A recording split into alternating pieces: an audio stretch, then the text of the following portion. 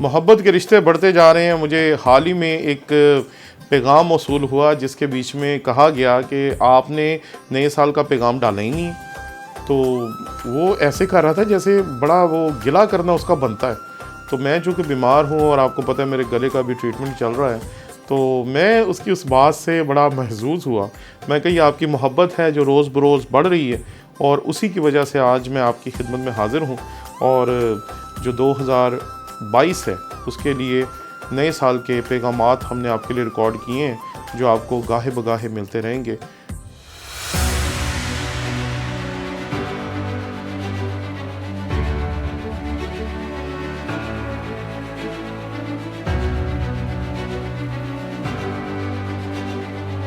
ہم نے آپ کے شوق کی قدر کرتے ہوئے ایک نیا یوٹیوب چینل شروع کیا جس کا نام ہے ٹونی ولیم آفیشل.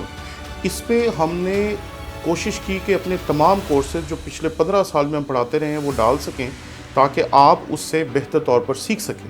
اس لیے آپ جلدی سے جلدی اس چینل کو جا کر سبسکرائب کریں. جب اس کے 1000 سبسکرائبرز پورے ہو جائیں گے ہم اسی دن سے اس پہ اپنے کورسز ڈالنا شروع کر دیں گے. اس لیے جلدی کریں تاکہ ہمارا ٹارگٹ اچیو ہو اور ہم اس پہ اپنے مٹیریل کو ڈالنا شروع کر سکیں.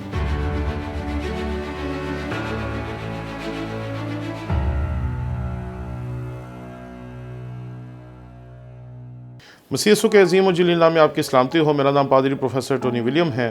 سن 2021 جو ہے وہ ختم ہونے والا ہے اور 2022 شروع ہونے والا ہے.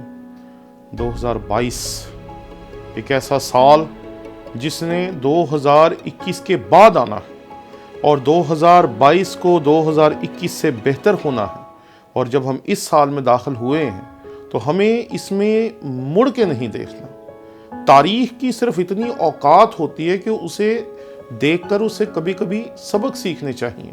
ہماری زندگی کے ماضی کا بھی یہی حال ہے کہ کل جو ہو گیا اسے کبھی کبھی یاد کر کے چھوڑ دینا چاہیے. بس کل کے اوپر روتے رہیں گے تو آنے والا کل تباہ کر لیں گے. اگر 2020 میں جو کچھ کھویا اگر ہم اسے نہیں بلاتے تو 2021 کبھی بھی شروع نہ کر پاتے. اور اگر آج ہم 2021 میں جو کچھ کھویا ہے اس کو نہیں بلائیں گے تو 2022 میں جو برکتیں خدا دینا چاہتا ہے، جو آپ کی زندگی میں ترقیاں دینا چاہتا ہے، جو آپ کی زندگی کو چاہتا ہے کہ خدا آگے لے کے جائے، ترقیوں کی طرف لے کے جائے، بلندیوں کی طرف لے کے جائے، کامیابیوں اور کامرانیوں کی طرف لے کے جائے، وہ آپ کبھی بھی حاصل نہیں کر پائیں گے. اس لیے آئیں خداوند کے کلام میں سے ہم ایک شخص کو دیکھیں جس کا نام تھا درد، دکھ اور غم. آپ نے اس کا ہمیشہ عبرانی نام جو ہے اس کی نقل حرفی پڑھی ہے، اس لیے آپ نے شاید اس شخص کے نام کو اس طرح سے نہ دیکھا ہو. یہ شخص ہے یابیز. یابیز خداوند کے حضور دعا کرتا ہے. تواریخ کی پہلی کتاب 4 باب اور اس کی 10ویں آیت. اور یابیز نے اسرائیل کے خدا سے یہ دعا کی، آہ تو مجھے واقعی برکت دے اور میری حدود کو بڑھائے، اور تیرا ہاتھ مجھ پر ہو اور تو مجھے بدی سے بچائے تاکہ وہ میرے غم کا باعث نہ ہو. اور جو اس نے مانگا خدا نے اسے بخشا. عجیب بات ہے. اگر آپ 9ویں آیت پڑھیں گے تو آپ کو پتہ چلے گا کہ اس کی ماں نے اس کا نام یابیز کیوں رکھا تھا، کیونکہ وہ کہتی تھی کہ میں نے غم کے ساتھ اسے جنم دیا. جب لوگ غموں، دکھوں اور پریشانیوں میں سے گزرتے ہیں تو وہ اکثر نا امید ہو جاتے ہیں. جن کے پاس کوئی مستقبل نہیں ہوتا وہ مستقبل کا سوچ بھی نہیں سکتے. وہ اکثر یہی سوچتے ہیں کہ بس زندگی آج ختم ہو جائے گی، کل ختم ہو جائے گی، کبھی بھی ختم ہو جائے گی.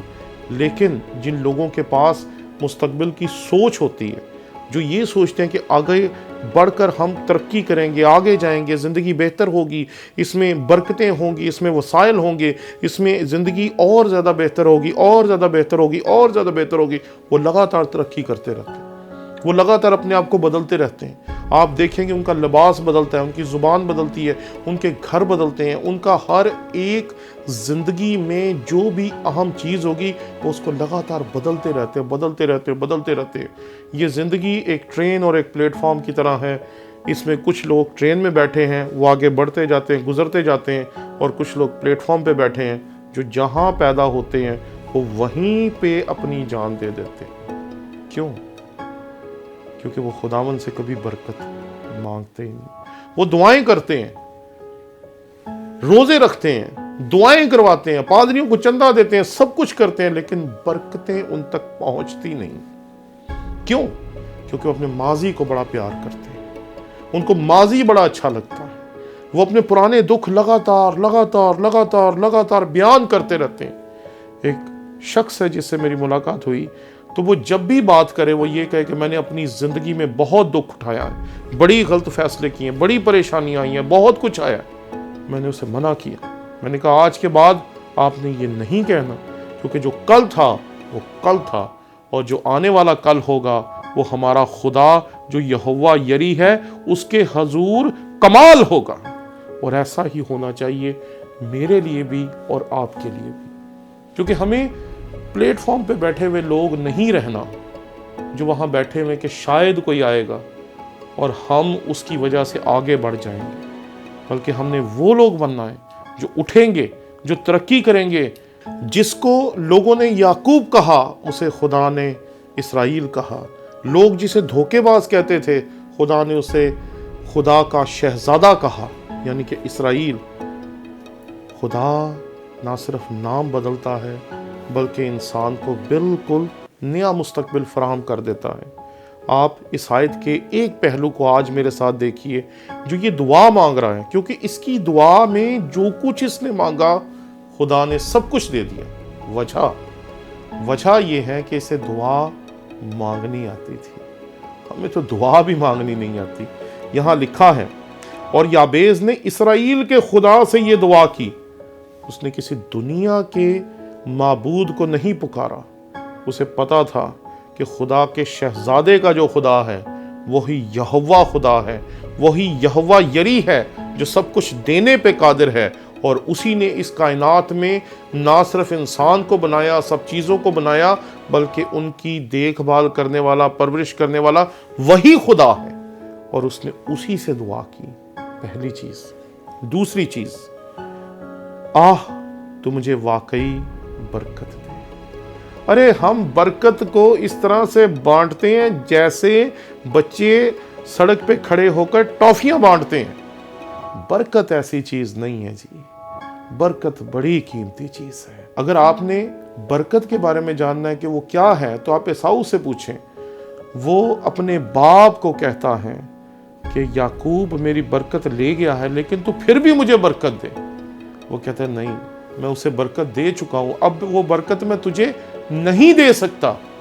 اور ہم سڑک پہ کھڑے ہو جاتے ہیں یا چرچ کے باہر کھڑے ہو جاتے ہیں، جو بھی بہن آ جاتی ہے، God bless you, God bless you, God bless you, God bless you.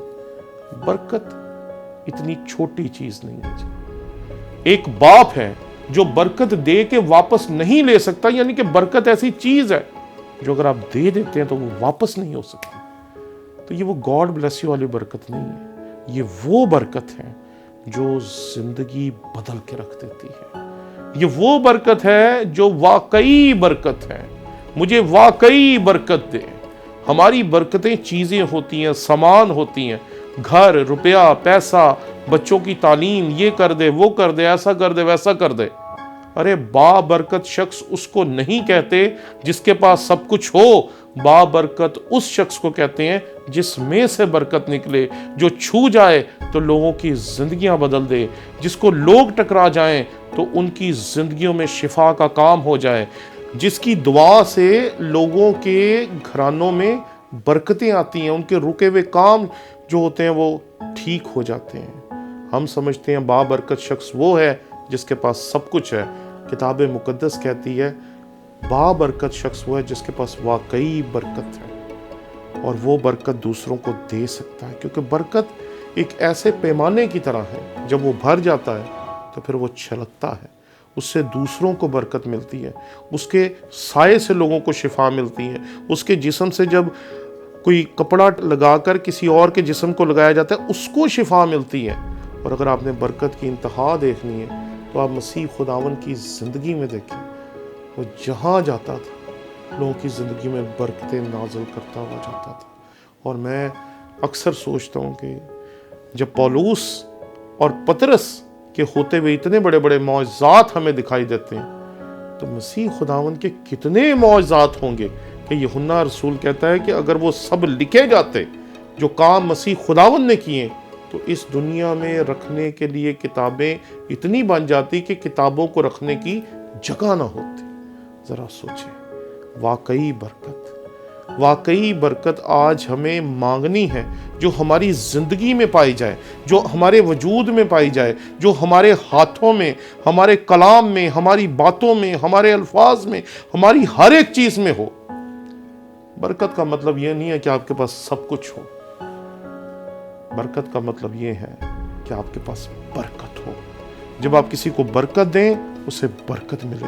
جب آپ کسی کے لیے الفاظ منہ سے نکالیں وہ الفاظ برکت کی صورت میں اس کی زندگی میں کام کریں، اور خدا کبھی بھی آپ کے الفاظ کو مٹی میں ملنے نہ دے. یہ ہے برکت. اس لیے 2022 میں ہمیں نہ گاڑی چاہیے، نہ روپیہ پیسہ چاہیے، نہ گھر بار چاہیے، کچھ نہیں چاہیے. ہمیں واقعی برکت چاہیے.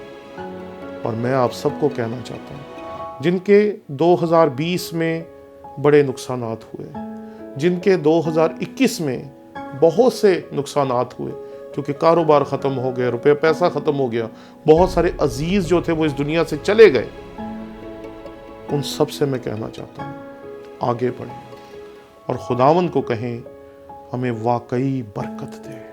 اور جب کسی میں واقعی برکت آ جاتی ہے تو پھر وہ چیزوں کو جمع نہیں کرتا پھرتا. یہ بات یاد رکھیں.